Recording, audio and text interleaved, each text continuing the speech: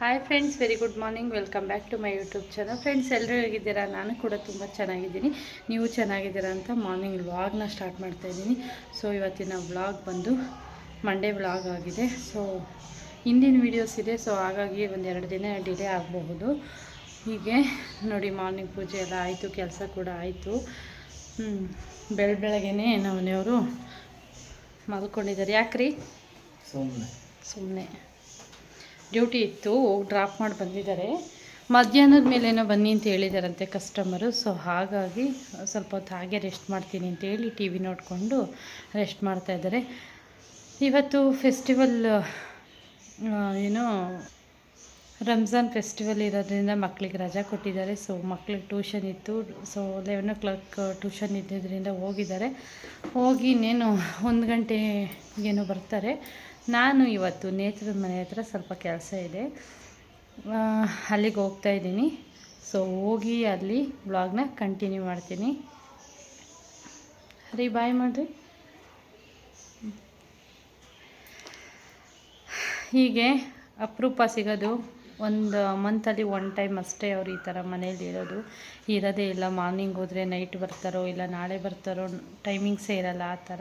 ಇವತ್ತೇನೋ full ಫ್ರೀಯಾಗಿದ್ದಾರೆ, but ನಾನು ಇರ್ತಾಯಿಲ್ಲ. ನಾನು ನೇತ್ರನ ಮನೆ ಹತ್ರ ಹೋಗಲೇಬೇಕು, ಕೆಲಸ ಇದೆ. ಹಾಗಾಗಿ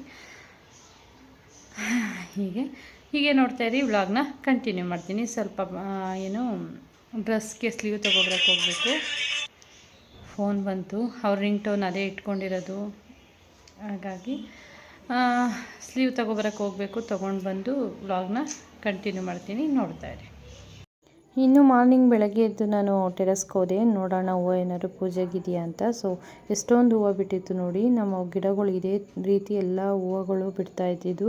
ಆದರೆ ಈಗ ಈ ಬೇಸಿಗೆ ಬಂದೋದ್ಮೇಲಂತೂ ಹೂವುಗಳು ಸಂಖ್ಯೆ ತುಂಬಾ ಕಮ್ಮಿಯಾಗಿದೆ ಅಂತ ಹೇಳ್ಬೋದು. ಸೊ ಅಷ್ಟೊಂದು ಹೂವು ಸಿಕ್ತು, ಕಿತ್ಕೊಂಡು ಪೂಜೆಗೆ ಬಂದೆ. ನಾನು ಆವಾಗಲೇ ಹೇಳ್ದಾಗೆ ನೇತ್ರ ಅವ್ರ ಮನೆಗೆ ಹೋಗಬೇಕು ಅಂತ ಹೊರಟೆ. ನಂದೊಂದು ಟಾಪ್ ಇತ್ತು, ಸ್ಲೀವ್ ಅಟ್ಯಾಚ್ ಮಾಡಿಸ್ಕೋಬೇಕಿತ್ತು. ಸೊ ಹಾಗಾಗಿ ಸ್ಲೀವ್ಗೆ ಪೀಸ್ ತಗೊಳ್ಳೋಣ ಅಂತೇಳಿ ನೆಟ್ಟೆಡ್ ಪೀಸು ಅಂದ್ಕೊಂಡು ಹೋದೆ. ಸೊ ತೊಗೊಂಡು ಬಂದೆ, ಕಲರ್ ಸಿಕ್ತು. ಸೊ ತೊಗೊಂಡು ಬಂದೆ.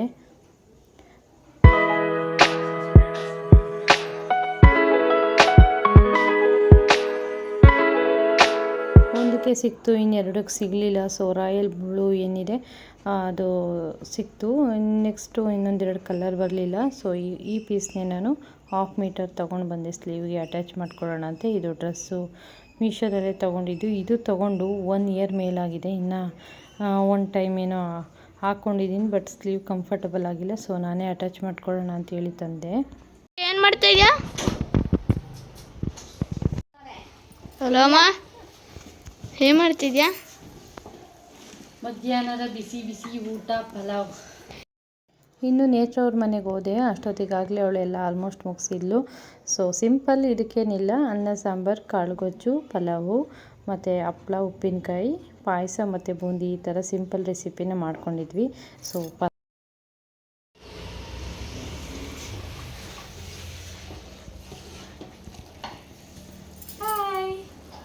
ಕೆಲಸ ಮನೇಲಿ ಇಷ್ಟವರೆಗೂ ಕೆಲಸ ಮುಗಿಸಿ ಬಂದಿದ್ದೀನಿ. ಇವಾಗ ನೆಕ್ಸ್ಟು ಇಲ್ಲಿ ಪಲಾವ್ ಮಾಡ್ತಾಯಿದ್ದೀನಿ. ಏನು ಮಂಡೇ ವೆಜ್ ತರಕಾರಿ ಪಲಾವ್ ಮಾಡ್ತಾಯಿದ್ದೀನಿ. ಆಲ್ಮೋಸ್ಟ್ ಎಲ್ಲ ಕಂಪ್ಲೀಟ್ ಆಗಿದೆ. ಪಾಪ ನೇತ್ರಿ ಎಲ್ಲ ಮಾಡಿದ್ದಾರೆ. ಇವಾಗ ಪಲಾವ್ ಮತ್ತು ಸಾಂಬಾರು ಎರಡು ಮಾಡ್ತಾಯಿದ್ದೀನಿ. ಸೊ ಹೀಗೆ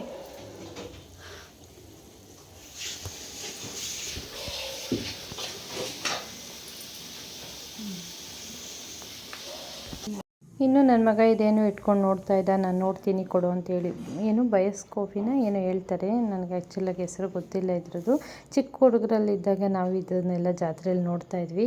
ಸೊ ಇವಾಗ ನನ್ನ ಮಗ ಕೊಟ್ಟಿದ್ದ, ಅಮ್ಮ ಹತ್ರದಿಂದ ಬರುತ್ತೆ ನೋಡು ನೋಡು ಅಂತ ಇದ್ದ. ಸೊ ನನ್ನ ಮಗ ದೊಡ್ಡ ಮಗ, ಅಮ್ಮ ನೀನು ಚಿಕ್ಕ ಹುಡುಗಿನೇನಮ್ಮ ಅಂತ ನಾನು ರೇಗಿಸ್ತಾ ಇದ್ದ. ಈ ಥರ ಆಯಿತು. ನೆಕ್ಸ್ಟು ನನ್ನ ಮಗ ಎಲ್ಲೋ ಆಟ ಆಡಬೇಕಾದ್ರೆ ಹೊಡ್ಕೊಂಡಿದ್ದ, ಸರಿ ಹೊಡ್ಕೊಂಡಿದ್ದ. ಎಷ್ಟೊಂದು ಬ್ಲಡ್ ಹೋಗ್ತಾಯಿತ್ತು ಅಂದರೆ ಕೇಳ್ತಾ ಇದ್ದೀನಿ. ಸರಿ ಹೋಗಿ ಬಿದ್ದು ಟಾಯ್ಲೆಟ್ ಮಾಡ್ಕೊಂಡಿದ್ದೇನೆ, ತುಂಬ ಬ್ಲಡ್ ಹೋಯ್ತು. ಅರ್ಶಿನ ಹಚ್ಚಿ ಸ್ಟಾಪ್ ಆಗೈತೆ, ಆಟ ಆಡ್ತಾನೆ. ಅದೆಲ್ಲ ಲೆಕ್ಕ ಇಲ್ಲ, ನಾಳೆ ಸ್ಕೂಲ್ಗೆ ಹೋಗ್ಬೇಕಾದ್ರೆ ಹೆಂಗೆ ಶೂ ಹಾಕೊಂಡು ಹೋಗ್ತಾನೆ. ಹ್ಞೂ ಆಯಿತು, ನೋವಾಗಲ್ಲ. ಹಾಕು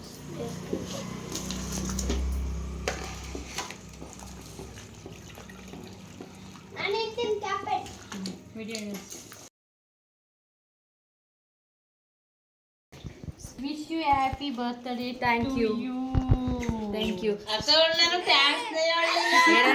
ಕೇಳಿಸ್ಲಿಲ್ಲ. ವಿಶ್ ಯು ಹ್ಯಾಪಿ ಬರ್ಡೇ ಅಕ್ಕ. Thank you. ಹೌದು ಪಾರ್ಟಿ. ಇನ್ನು ಸ್ನೇಹಂದು ಇವತ್ತು ಬರ್ತಡೇ ಇತ್ತು. ಸೊ ಅವಳಿಗೆ ವಿಶ್ ಮಾಡಿದೆ.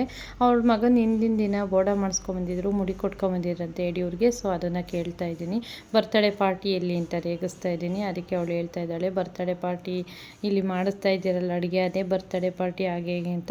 ತುಂಬ ಮಕ್ಕಳದು ಸೌಂಡು ಮತ್ತು ಮೇನ್ ರೋಡಲ್ಲೇ ಮನೆ ಇರೋದ್ರಿಂದ ತುಂಬ ಡಿಸ್ಟರ್ಬೆನ್ಸ್ ಇದೆ. ಹಾಗಾಗಿ ನಾನು ವಾಯ್ಸ್ ಓವರ್ ಕೊಡ್ತಾ ಇದ್ದೀನಿ. ಸಿಕ್ಕಾಪಟ್ಟೆ ಡಿಸ್ಟರ್ಬೆನ್ಸ್ ಇತ್ತು. ಈ ಥರ ತುಂಬ ಹೊತ್ತು ನಾನು ಅವಳು ನನ್ನ ಕಾಲು ಎಳ್ಕೊಂಡು, ನಾನು ಅವಳ ಕಾಲು ಎಳ್ಕೊಂಡು ಇಬ್ಬರು ಮಾತಾಡ್ತಾಯಿದ್ವಿ. ನನಗೆ ಅವಳು ಕೇಳ್ತಾ ಇದ್ದಾಳೆ, ನಿಮ್ಮ ಬರ್ತಡೇಗೆಲ್ಲ ನನಗೆ ಪಾರ್ಟಿ ಕೊಟ್ಟಿಲ್ಲ, ನಾನು ಕೊಡಬೇಕಂತೇಳಿ ರೇಗಿಸ್ತಾ ಇದ್ಲು.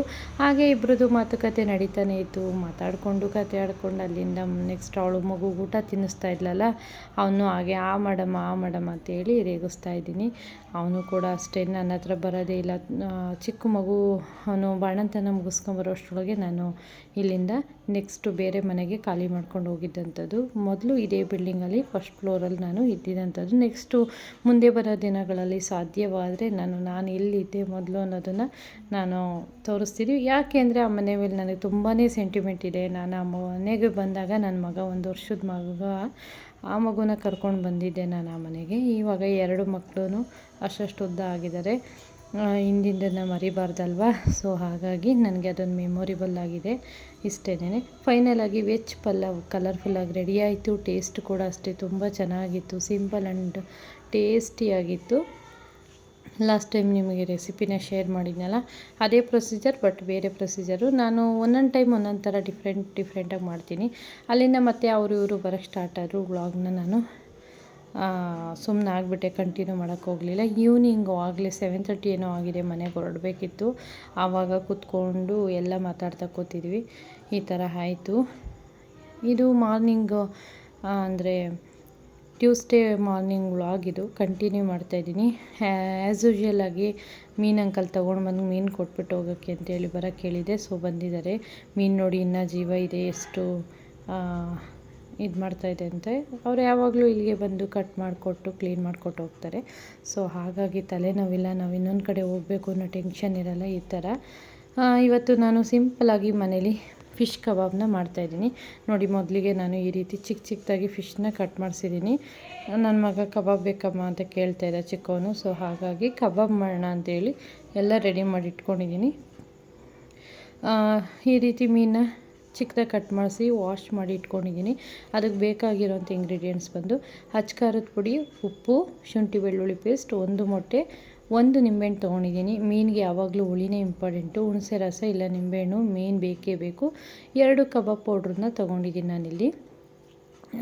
1 kg ಹತ್ತತ್ರ ಇರ್ಬೋದೇನೋ, ಅದು ಗೊತ್ತಿಲ್ಲ. ಸ್ವಲ್ಪ ಸಾಂಬಾರು, ಸ್ವಲ್ಪ ಇದು ಮಾಡಿದೆ ನಾನು.